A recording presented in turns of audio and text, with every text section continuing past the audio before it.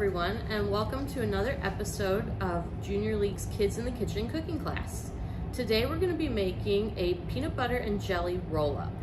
For this recipe, you're going to need flour tortillas, one, and then you're going to also need peanut butter, and you'll need a tablespoon to measure 3 tablespoons of peanut butter, and we'll also need 2 tablespoons of jelly, and then 1 banana. The first thing you're going to do is take out your 1 tortilla from the package and lay it out flat in front of you.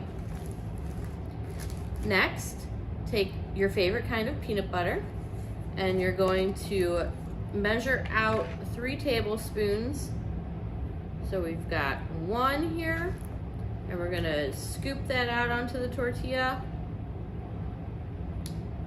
2 tablespoons. And our 3rd tablespoon.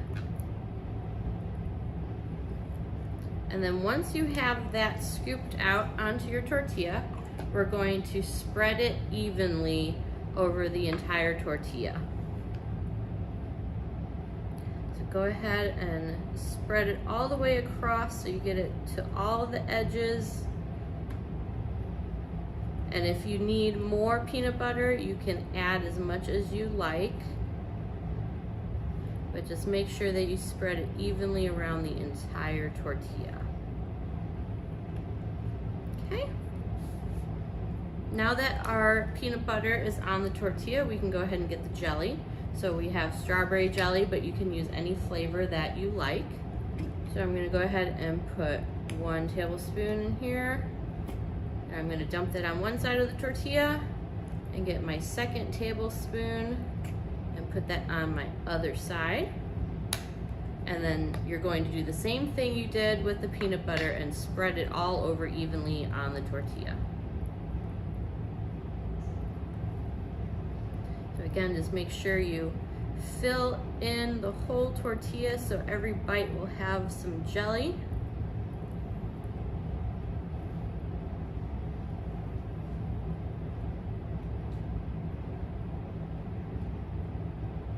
And then the last thing that we need to add to this is our banana. So you're gonna go ahead and unpeel your banana.